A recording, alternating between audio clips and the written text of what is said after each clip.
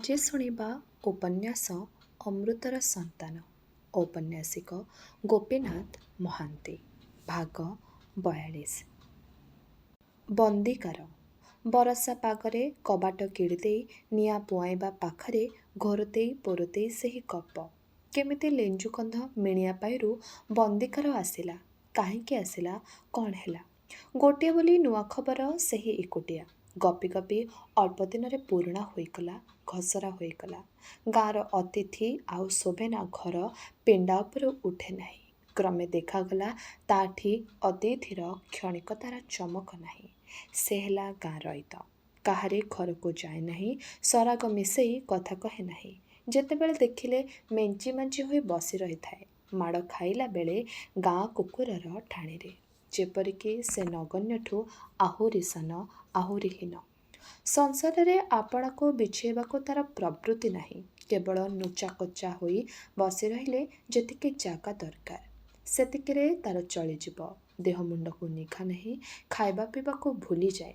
କେବଳ ଦୁଃଖରେ ଦୁଃଖରେ ମୁଣ୍ଡ ବୋଝ ହୋଇ ତଳକୁ ଝୁଲି ପଡ଼େ। ବେଶିରା ହାଡ଼ ବଙ୍କେଇ ଯାଏ। କଥା ନାହିଁ, ବାର୍ତ୍ତା ନାହିଁ, ଖାଲି ବସିଛି। ପାଣି ଆଣିଗଲା ବେଳେ ପିଉଟି ତାହାରି ଆଡ଼କୁ ଦେଖି ଦେଖି ଯାଏ। ଜାଣି ଜାଣି ଅଳଙ୍କାର ଝଣଝଣେଇ ଦିଏ। ଲୁଗା ଫଡ଼କେଇ ଶବ୍ଦ କରେ। ଦୁଃଖ ଧ୍ୟାନରେ ନିରତ ଭଙ୍ଗା ଦଦରା ଦରହବୁଢ଼ା ଲୋକଟା ମୁଣ୍ଡ ଟେକି ଅନାଏ ବି ନାହିଁ। ଗାଁରେ ଥାଇ ସେ ଗାଁରେ ଲେଞ୍ଜୁକନ୍ଧ ଭୁଲି ହୋଇଗଲା। ଦିନେ ଦେଖିଲା ବେଳକୁ ସେ ନାହିଁ। କୁଆଡ଼େ ଗଲା? ପିଉଟି ଭାବିଲା। ମା, ସେ ଯେଉଁ ଭଲ ବୁଢ଼ାଟି ବସା କରିଥିଲା ଶୋଭେନା ଘର ପିଣ୍ଡାରେ, କୁଆଡ଼େ ସେ ଗଲା? ଆହା, ଅରକ୍ଷ ବୁଢ଼ା ଲୋକ।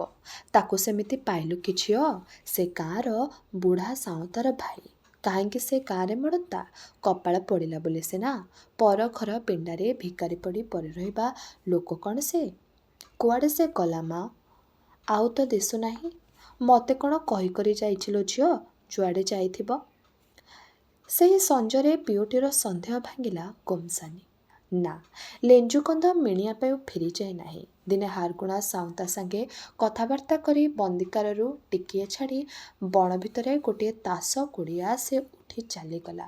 କେବଳ ଗୋଟିଏ ଘର ରଇତ ସେଠି ଆଗରୁ ବସିଛି। ତାସ କୁଡ଼ିଆ ଦେଖିବାକୁ ସେଠି ଘର ଅଛି। ସେଇ ଖାଲି ଘରେ ଲେଞ୍ଜୁକନ୍ଧ ତାସ କମାଣେ କରିବ। ପାରିଲେ ତ ଗୁଡ଼ ବସେଇବ, ଏହି ଗାଁର ରଇତ ହୋଇ। ଠିକ୍ ବାପର ପୁଅ ଆମର ହାରଗୁଣା ସାଉଁତା। ଗୁମସାନୀ କହୁଥାଏ, ପିଲା ଲୋକ ହେଲେ କ'ଣ ହେଲା? କେଡ଼େ ପାକଳ ବୁଦ୍ଧି, କେଡ଼େ ବିଚାର। କାହିଁକି କାହାକୁ ମନା କରିବ? କହେଇ ଭୂଇଁ ତାଡ଼, ତାସ ବଢ଼ାଅ, ସମସ୍ତେ ଭଲରେ ଥାଅ। ସେତିକି କଲେ ଗାଁର ନାଁ ଟାକ୍ ହେବ। ସେ ଗୁଡ଼ିଆ ଭିତରେ ଆହୁରି ଦି ଭାଇ ରଇତ ଥିଲେ ଯେ କେଡ଼େ କାମ ଲାଗିଥିଲା ସେଠି। ବଣକୁ ତାଞ୍ଛି ଝୋଲା କୂଳରେ କମଳା ଗଛ, କଦଳୀ ଗଛ ଲଗେଇ ଗୋରୁଗାଈ ପାଳି ସେ ଜାଗା ବଢ଼େଇ ଦେଇଥିଲା। କିଏ କହିବ ପର୍ବତ ଖୋଲ ଭିତରେ ଏଡ଼େ ସୁନ୍ଦର ଜାଗା ଅଛି ବୋଲି? ବାହାରୁ ଜମା ଜାଣି ହେବ ନାହିଁ। ଅଥଚ ତାହାରି ଭିତରେ ଏତେ କାମ। ହାଲି ତ ଗୋଟାଏ ଭାଇ ଜ୍ୱରରେ ପଡ଼ି ମଲା। ବର୍ଷେ ଭାରି ବଘେଇ ପଡ଼ିଲା ଯେ ଆର ଭାଇଟିକୁ ବାଘ ଖାଇଦେଲା। ସେଦିନୁ ସେ ଜାଗାର ସିରି ତୁଟିଗଲା। ପୁଣି ଜଣେ ରଇତ ମିଳିଲା। ଅତଏବ ଲେଞ୍ଜୁକନ୍ଧ ଖୋଲରେ ଲୁଚିଲା। ବୁଢ଼ା ଲୋକ ସେଠି ବାଘ ଅଛି, ଜର ଅଛି, ବିସ୍ତାର ବଣ। ସେମାନେ ତାର ସତ୍କାର କରିବେ। ସେଇଠି ରହିବ ଦିଉଡୁ ସାଉଁତାର ଶତ୍ରୁ, ଯାହାର ମୁହଁ ଦେଖିଲେ ଆଶଙ୍କା ଉପୁଜେ। ତାର ଚିତ୍ତବୃତ୍ତି ଓଲଟେଇ ଦେଇ ଦିନେ ସେ ଗାଁକୁ ମଧ୍ୟ ଜଗନ୍ନାଥ ସାହୁକାରର ଗୁମସ୍ତା ଆସିଲା। ପୁଣି ସଭ୍ୟ ଦେଶର ଲୋକ, ହଜିଯାଇଥିବା ଚିହ୍ନା ଦୁନିଆର ପରିଚିତ ମଣିଷଗୁଡ଼ିଏ। ପୁଣି ପୁରୁଣା ସଜ, ପୁରୁଣା ଜୀବନର ଡାକ। ସେହି ଦି'ଟା ଦିନ ଦିଉଡୁ ସାଉଁତାକୁ ବି ଭୁଲି ହୋଇ ଯାଇଥିଲା। କିନ୍ତୁ ସବୁ ମନେ ମନେ। ଇଚ୍ଛା ହୁଏ ନିରୋଳା ଦେଖି ଏହି ନୂଆ ଅତିଥି ପାଖକୁ ଯାଇ ତେଲିଙ୍ଗି ଭାଷାରେ ସେ ପଚାରି ଆସନ୍ତା, କେଉଁ ଦେଶରୁ ଆସିଲ? କେଉଁ ବାଟେ ଆସିଲ? ଏ ବଣରୁ ନିଷ୍କୃତି ପାଇବା କ'ଣ ବେଶି ଭିଡ଼? ଜଣେ ଲୋକ ହେଲେ ବୁଝନ୍ତା ସେହି ବଣରେ ପଡ଼ି ରହିଛି ବୋଲି ଏ କନ୍ଧ କନ୍ଧୁଣୀଙ୍କ ସାଙ୍ଗରେ ସମତୁଲ କି ସାଙ୍ଗସରିସା ସେ ନୁହେଁ। ସେ ଦେଶର ସଭ୍ୟ ଭାଷା ବ୍ୟବହାର କରେ ନାହିଁ ସେ କେଉଁଦିନୁ। କ୍ରମେ ମନ ଭିତରେ ତେଲିଙ୍ଗି ଭାଷାରେ ଭାବୁ ଭାବୁ ସେ କନ୍ଧ ଭାଷାରେ ଭାବି ଲାଗିଲାଣି। ପାଟି ଖଲ ଖଲ ହେଉଥାଏ, ଚଞ୍ଚଳ ହେଉଥାଏ। ପିଉଟି କୌଣସି ଉପାୟରେ ବିଦେଶୀ ଗୁମାସ୍ତା ସାହୁକାର ସହିତ କଥାଭାଷା ହେବାକୁ ମା'କୁ ନ କହି ଘରର କବାଟ କିଳିଦେଇ ଝାମ୍ପି ପେଡ଼ି ଖୋଲିଦେଇ ସେ ତାର ଛଡ଼ା ପୋଷାକ ଗୋଟେଇ ଆଣି ପିନ୍ଧିଲା। ସେହିପରି ଅଳଙ୍କାର ସବୁ ନାଇଁ ହେଲା। ଘଡ଼ିଏ ନିକମା ହୋଇ ବେଣିପାରିଲା ମୁହଁ ସାଉଁଳିଲା। ଅଧା ଅନ୍ଧାରରେ ସାନ ଦର୍ପଣ ପାଖେ ମୁହଁ ସଜାଇଲା ବେଳକୁ ଗୁଣୁଗୁଣୁ ହୋଇ ତେଲୁଗୁ ଦେଶର ଗୀତ ଝରି ପଡ଼ୁଥାଏ। କେବେ କେଉଁ ଷୋଡ଼ଶୀ କଳାବତୀ କଳା ବଇନିର ଗାଇ ଗାଇ ନାଚିଥିଲା।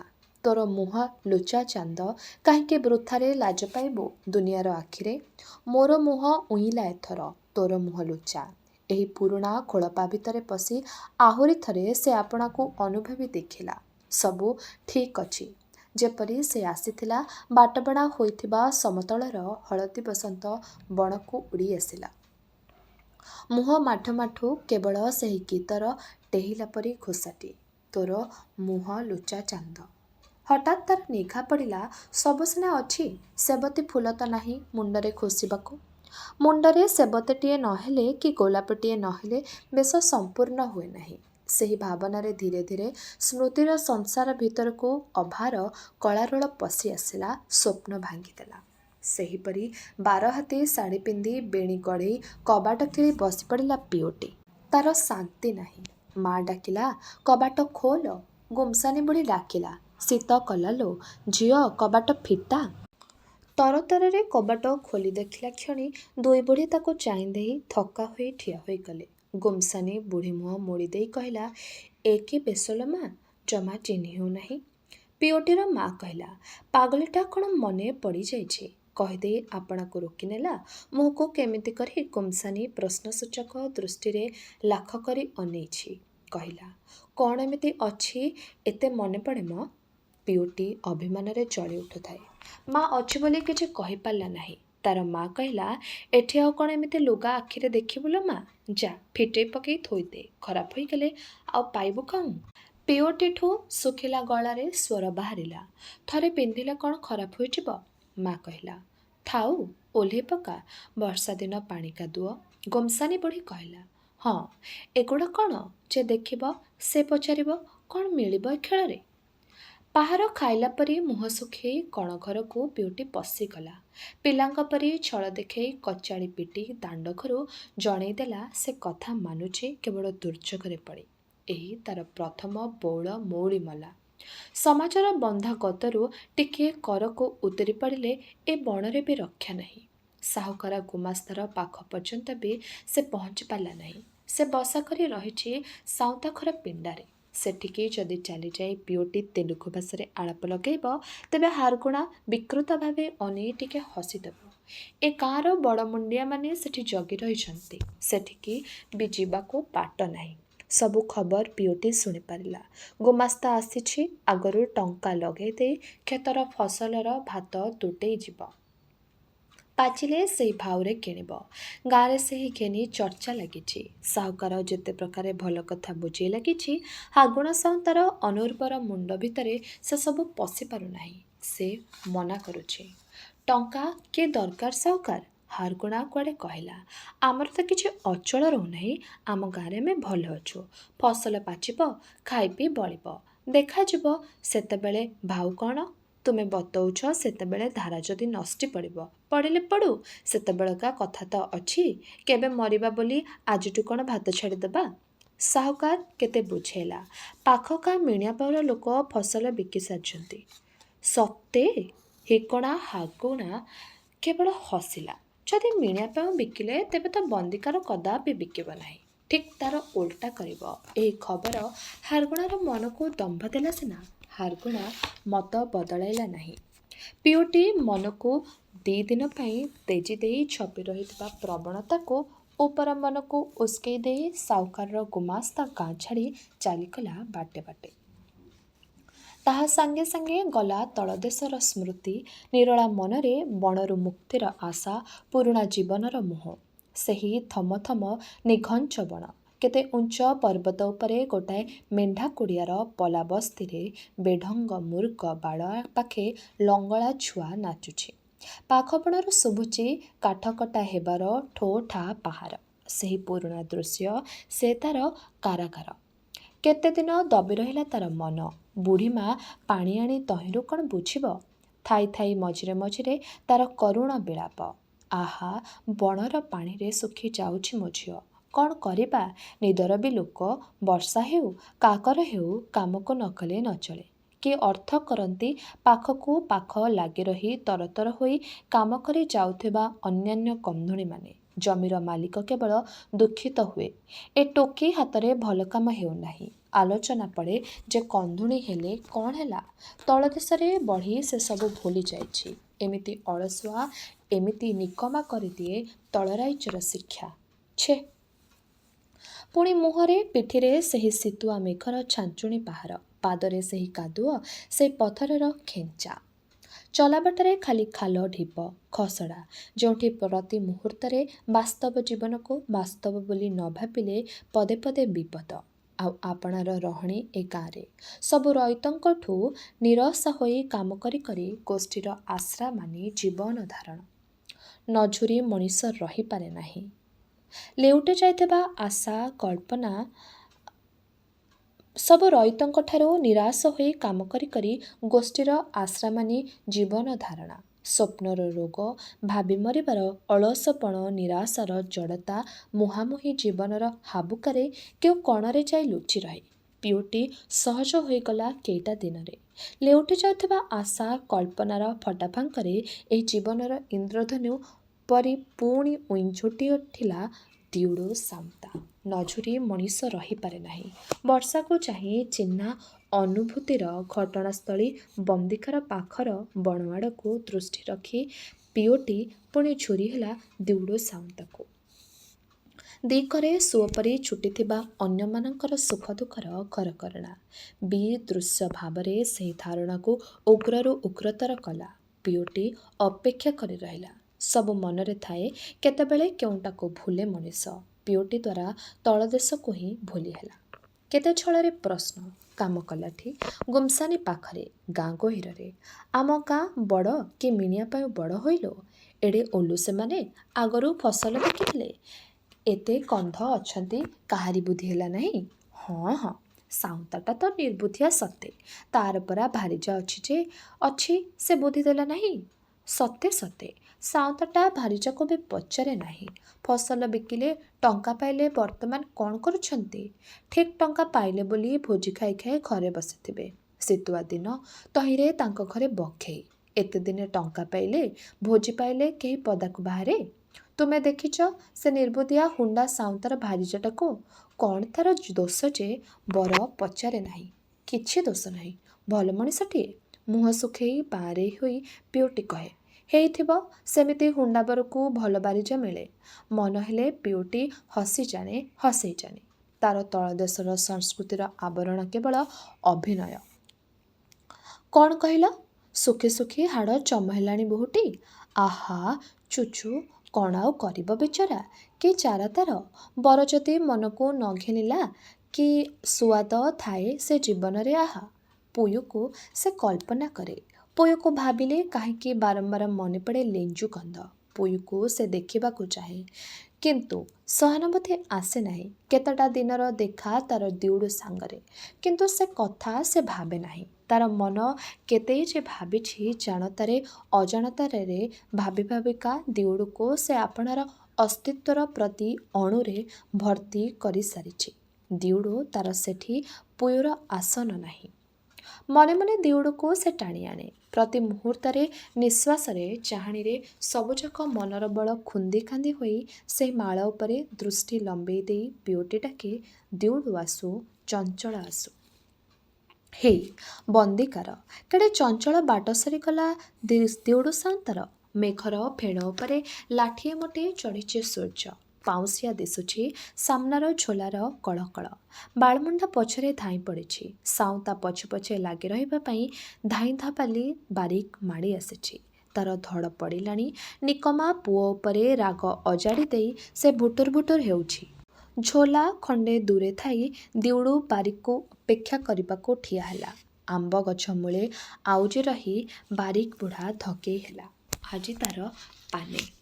କଥା ନାହିଁ, ବାର୍ତ୍ତା ନାହିଁ। ଚୋରି କରିସାରି ବାଟେ ବାଟେ ଭଦ୍ରଲୋକ ହୋଇ ଚଞ୍ଚଳ ଚଞ୍ଚଳ ଖୋଜ ପକେଇ ପଳାଇ ଆସିଲା ପରି ଏ ଲୋକଟା ଯେ କାହିଁକି ବନ୍ଦିକାର ଆସିଛି, ବାରିକକୁ ଜଣା ନାହିଁ। ଉଠାଣି ଗୁଡ଼ାକ ଡେଇଁ ଡେଇଁ ଚଢ଼ିଛି।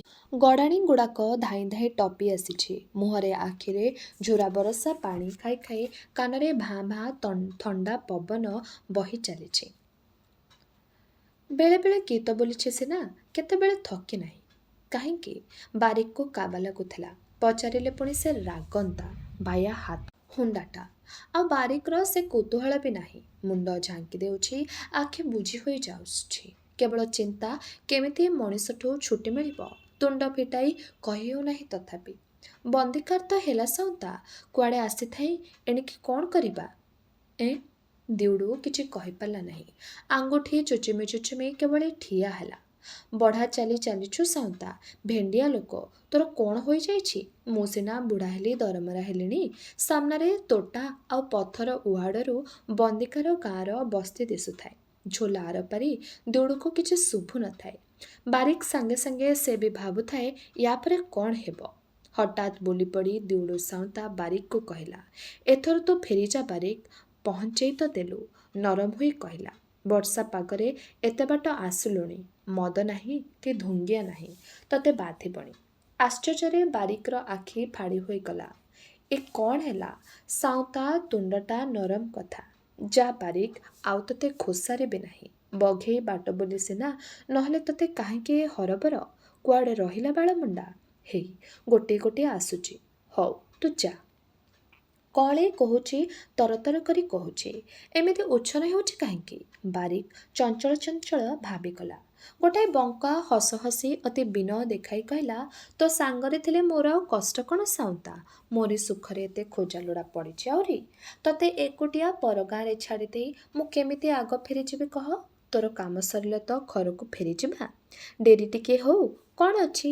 ନା ନା, ତତେ ଆଉ କଷ୍ଟ ଦେବି ନାହିଁ। ତୋର ଅବସ୍ଥା ରହିଲାଣି, ବୃଥା ତତେ ଆଣିଲି। ଦିଟା ଭେଣ୍ଡି ଆଣିଥିଲେ ଚଳିଥାନ୍ତା। ମୋ ପାଇଁ ଭାବନା ସାଉଁତା। ନା ନା, ତୁ ଯା। ଆହୁରି ବଡ଼ ମେଘ ଆସିବ ପଛକୁ। ସକାଳ ସକାଳ ହେଇଛି, ପଳା। ୟା ଉତ୍ତାରୁ ଆଉ କଥା କଟି ଚଳିବ ନାହିଁ। ଟୋକାର ଅଙ୍ଗଭଙ୍ଗୀରେ ଧରଣରେ ଉଦ୍ବେଗର ଚିହ୍ନ। ବାରିକ ତୁନି ପଡ଼ିଲା। କିଛି ନ କହି ତରତର ହୋଇ ସାଉଁତା ଚାଲିଗଲା। ବାରିକ ଟିକିଏ ମାଣ୍ଟେଇଲା, ତାପରେ ଅଦ୍ୟମ କୌତୂହଳରେ ଭୟ ଭୁଲି ଛୋଲାର ଢାଲୁଅକୁ ଦୌଡ଼ି ଦୌଡ଼ି ଯାଇ ପଛରୁ ଡାକିଲା, ସାଉଁତା। ଦିଉଡ଼ୁ ଗର୍ଜି ଉଠିଲା, ପୁଣି କୁଆଡ଼େ ଆଇଲୁ? ଟିକିଏ ଧୂଆଁପତ୍ର ଥିଲେ ଦେ ସାଉଁତା, ଏତେ ବାଟ ପାଟିରେ ହେଲେ ପକଉଥିବି। ଅଣ୍ଟାରୁ ବଡ଼ କରି ଖଣ୍ଡେ ଧୂଆଁପତ୍ର କାଢ଼ି ଦିଉଡ଼ୁ ତା ହାତକୁ ବଢ଼େଇ ଦେଇ କହିଲା, ନେ ଯା ଏଥର, ମେଘ ଆଉଚି। ଚାଲିଯିବାକୁ ଦିଉଡ଼ୁ ପାଦ ଘୋସାରିଲା। ମୁହଁରେ ବିରକ୍ତି ସ୍ପଷ୍ଟ ଭାବେ ଲେଖା ହେଲାଣି। ତଥାପି ବାରିକ ନାଲି ଛାଲି ହେଲା। କହିଲା, ସାଉଁତା। ଛଟପଟ ହୋଇ ଦିଉଡ଼ୁ ତୁଣ୍ଡରୁ ବାହାରିଲା, ଓଃ। ବାରିକ ଜବାବ ପାଇଲା। ରଜନିକା ଲମ୍ବେଇ ମୁଣ୍ଡ ହଲେଇ ହାତ ଯୋଡ଼ି କହିଲା, ସାଉଁତା, ମାଇଲେ ମାର, ଯାହା କଲେ କର ସିନା, ତୋରି ଇଚ୍ଛା। ମୁଁ ବୁଢ଼ା ଲୋକ, ତୋର ବାପର ଚାକର।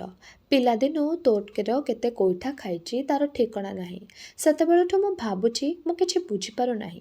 କୁଆଡ଼େ ତୁ ଆସିଲୁ? କ'ଣ ତୋର କାମ? କାହିଁକି ମୋତେ ତଡ଼ୁଛୁ, ମୋତେ କହିବୁ ନାହିଁ? ଦିଉଡ଼ୁ କଟମଟ କରି ଅନେଇ ଠିଆ ହେଲା। ବାରିକ କହିଗଲା, ତୋର ବାପ ଅମଳରୁ ତାର ତଳେ ମୁଁ ବାରିକ। ସରବୁ ସାଉଁତା ମୋତେ କିଛି କଥା ଲୁଚେଇ ନାହିଁ। ସାଉଁତାର ପାଦ। ବାରିକ, କି ଅପରାଧ କଲି ତୋଠୁ ଯେ ତୁ ମୋତେ ସନ୍ଦେହ କରୁଛୁ, କପଟ କରୁଛୁ? ମୋଠି ତୋର ବିଶ୍ୱାସ ନାହିଁ? ତେବେ ମାରି ପିଟି ଗୋଇଠା ମାରି ଦେ, ଖେଦିଦେ ମୋତେ ସାଉଁତା। ମୁଁ ବଞ୍ଚିଥିବା କି କାମ ତୋର? ଯଦି ମୋଠି ବିଶ୍ୱାସ ନାହିଁ, କାହିଁକି ତୋର ଜାଗାରେ ମୋତେ ରଖିଥିବୁ? ଦିଉଡ଼ୁର ବିରକ୍ତି ବଢ଼ିଗଲା, କିନ୍ତୁ ବାହାରକୁ ତାର ମୁହଁ ବନ୍ଦ। କାହିଁକି ଆପଣାକୁ ଝିଙ୍ଗାସୁଛୁ ବାରିକ? ଲୁଚାଇବା କଥା କିଛି ନାହିଁ। ବାଜେ କାମ। ମୁଁ କ'ଣ ପିଲା ହେଇଛି ସାଉଁତା, ମୁଁ ବୁଝିପାରିବି ନାହିଁ? ଫେର ରାଗି ଉଠୁଛୁ ତ? ତୋର ଦୟା। ମାଡ଼ ଖାଇବାକୁ ପିଠି ସଜେଇ ନ ରଖିଥିଲେ ତୋ ପାଖେ ଆଉ ବାରିକ ହୋଇ ପଡ଼ି ରହିଥାନ୍ତି କାହିଁକି? ବାରିକ ଗଡ଼ଗଡ଼ କରି ଗାଇଗଲା। ଦିଉଡ଼ୁ ଅଡ଼ୁଆରେ ପଡ଼ିଲା, ଆଉ ନିଷ୍କୃତି ନାହିଁ। ବୁଝେଇ ସୁଝେଇ କହିଲା, ବାରିକ, ତତେ ପରେ ବୁଝେଇବି, ତୁ ପରେ ଜାଣିବୁ। ଯା, କାହାରିକି କହିବୁ ନାହିଁ। ଅଇଛା ତତେ ବୁଝେଇ ପାରୁନାହିଁ। ତୁ ମୋ ସାଙ୍ଗେ ଥିଲେ ମୋ କାମ ଭଣ୍ଡୁର ହେବ। କହିଦେଇ ଦିଉଡ଼ୁ ଚାଲିଗଲା। ଛୋଲା କୂଳରୁ ମୁହଁ ବୁଲେଇ ଦେଖିଲା, ବାରିକ ନାହିଁ, କେହି ନାହିଁ। ତରତର ହୋଇ ପାଣିରେ ପଶିଗଲା। ସେ ପାଖରେ ଅତଡ଼ା ଉପରୁ ଆହୁରି ଥରେ ଦେଖିଲା। ଦୂରରେ ପିଠି କରି ଚାଲି ଯାଉଛି ଭୋଟସା ମୁଣ୍ଡା ବାରିକ। ଆଗେ ଆଗେ ତାର ପୁଅ ବାଳମୁଣ୍ଡା।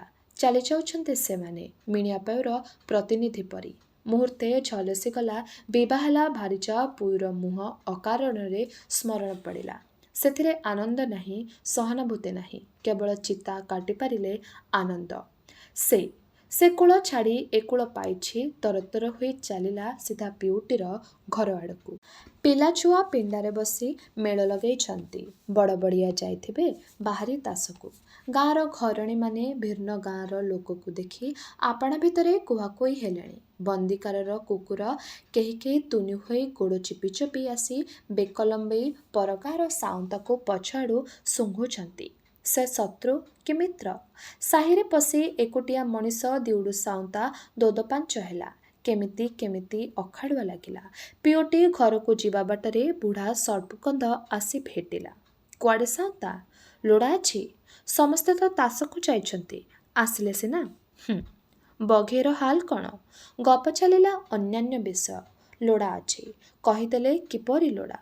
କ'ଣ ଲୋଡ଼ା ପଚାରି ଆପଣାର ଅସ୍ୱାସ୍ଥ୍ୟକର କୌତୂହଳକୁ ପଦାକୁ ପକାଇବାକୁ ସର୍ପକନ୍ଧ ଉଚିତ ମନେ କରେ ନାହିଁ। ଦିହେଁ ପାଖ ହୋଇ ଗପୁ ଗପୁ ଦିଉଡୁ ବାଟ କଡ଼େଇ ନେଲା ପିଉଟି ଘରପିଣ୍ଡା ଆଡ଼କୁ। ଚଢ଼ିଲା ବେଳକୁ ସର୍ପକନ୍ଧ କହିଲା, ଏଠି କ'ଣ? ଏଇଟା ଗୋଟାଏ ରାଣ୍ଡିଛୁଣ୍ଡି ଘର। କାହିଁକି? କିଏ ରହେ କି ଏଠି? ବୁଢ଼ୀଟିଏ ତାର ବର କଳିଙ୍ଗଦେଶରେ ମରିଗଲା। ସେ ଦେଶରୁ ଚାଲି ଚାଲି ପଳେଇ ଆସିଲେ ମା ଝିଅ ଦୁହେଁ। ଏଠି ଜମି ନାହିଁ, ବାଡ଼ି ନାହିଁ, ମୂଲପାତି ଲାଗି ଚଳୁଛନ୍ତି। ତାପରେ ଆମ ସାଉଁତାର ଦୟା। ସେହି ପିଣ୍ଡାରେ ବସିପଡ଼ି ସର୍ପକନ୍ଧ ସଙ୍ଗେ ଦିଉଡୁ କଥାଭାଷା ହେଲା। ପଛ ଆଡ଼କୁ ଅନାଇଲା। ପିଉଟିର ମା ବୁଢ଼ୀ ଆସି ଦୁଆର ମୁହଁରେ ଠିଆ ହୋଇ ପୁଣି ଏ ଘରୁ ବାହାରି ସାହିକୁ ଚାଲିଗଲା। ଦିଉଡୁର ମନର ପ୍ରଶ୍ନ ଛଡ଼େଇ ନେଲା ପରି ସନ୍ଦିଗ୍ଧ ହୋଇ ସର୍ପକନ୍ଧ ପଚାରିଲା, ପିଉଟିର ମା, ତୁ କ'ଣ ଫେରି ଆସିଲୁଣି? ପିଉଟି କ'ଣ ଘରେ ଅଛି ନା? ଅନ୍ୟମନସ୍କ ହୋଇ ଦିଉଡୁ ସାଉଁତା ବଘେଇ କଥା କହୁଥାଏ। ପିଉଟିର ମା କହିଦେଇ ଗଲା, ନା, ପିଉଟି ଆସିନାହିଁ। ସର୍ପକନ୍ଧ ଆଶ୍ୱସ୍ତ ହେଲା। ମାଇପେ ଘର ଆଗରେ ଅଚିହ୍ନା ଲୋକକୁ ବସେଇ ଗପ କରିବା ତାର ଶିଷ୍ଟାଚାର ଧାରଣା ବିରୋଧୀ। କଥାକେ ଦିଉଡୁ ସାଉଁତ କଳି ନେଲା। ଅନ୍ୟ ଲୋକଙ୍କ ଆଖିରେ ଏ ଘରର ତଉଲ କିପରି? ଏ ଗାଁରେ ଏତେଦିନ ରହିଲେ ବି ଝିଅଟା କଳିଙ୍ଗଦେଶର ରୀତିନୀତି 16 ଅଣା ଛାଡ଼ିପାରି ନାହିଁ। ସବୁଥିରେ ଭଲ, କିନ୍ତୁ ଆପଣାର ବୋଲି ରକ୍ଷକ କେହି ନାହିଁ। ଗାଁରେ ଆସନ ନାହିଁ। ବିଦେଶର ପାଣି ଛାଡ଼ିପାରି ନାହିଁ ବୋଲି ବିଭାଘର ପ୍ରସ୍ତାବ ବି ଆସିନାହିଁ। ବେଳକୁ ଦେଖି ସର୍ପୁ ପଚାରିଲା, ଆଜି କ'ଣ ରହିଯିବୁ ତ ସାଉଁତା? ହଁ, ବଘେଇ ବାଟ। ମୁଣ୍ଡ ବେଳ ଟଳିଗଲେ ମେଘ ମାଡ଼ି ଆସିବ। ତେଣିକି ହଟା। ତେବେ ଆମରି ଘରପିଣ୍ଡାରେ ବସାକର ସାଉଁତା, କିଛି ଅସୁବିଧା ନାହିଁ। ଜୋକପରି ବୁଢ଼ାଟା ଲାଗି ରହିଛି। ତାର କୁଣିଆ ରଖିବା ସୁଆଗରେ ପଡ଼ି ବାଧ୍ୟ ହୋଇ ଦିଉଡୁକୁ ଯିବାକୁ ପଡ଼ିଲା। ସର୍ପୁ ଗପୁଛି ତ ଗପୁଛି। ତହିଁରେ କନ୍ଧ ପୃଥିବୀର ନାନା ପ୍ରକାରର ସମାଲୋଚନା। ଫସଲତକ ଆଗରୁ ବିକିଦେଇ ଭଲ ବୁଦ୍ଧିଆ କାମ କଲେ ନାହିଁ ସାଉଁତା। କ'ଣ ଆଉ କରିବା? ଦିଉଡୁ କୈଫତ ଦେଲା। ଟଙ୍କାର ବଡ଼ ଅଭାବ। ଫରାଷ୍ଟି କ'ଣ? ଫାରାଷ୍ଟି କ'ଣ ଆମ ଗାଁକୁ ଆସିନଥିଲା? ହେଲେ କ'ଣ ହେଲା? ଆମେ ସେ ଲୋଭ ସମ୍ଭାଳି ଗଲୁ। ଥରେ ତାଙ୍କୁ ମୁହଁ ଦେଇଦେଲେ, ଥରେ ବାଟ ବତେଇ ଦେଲେ, ଆଉ କ'ଣ କାହାର ରକ୍ଷା ଅଛି? ବାବା ଅଧିକାରୀ, ତଳିଆ ଲୋକ ସେମାନେ। କୋଉଗୁଣେ ଆମ ତାଙ୍କ ତୁଲି ସରିଛି ତାଙ୍କୁ ପାରିବା। ବଡ଼ ନାଲି ସଡ଼କ ଖୋଲିକା ଆସିଲାଣି ଲଞ୍ଚି ପୁରାଯାକେ। ଦେଖିବ ଏଥର କେତେ ଧାଡ଼ି ଦେବେ ଯେ। ଦିଉଡୁ କେବଳ ହସିଲା। କାନ ଦିଟା ଠିଆ ହୋଇଗଲା ଆପେ।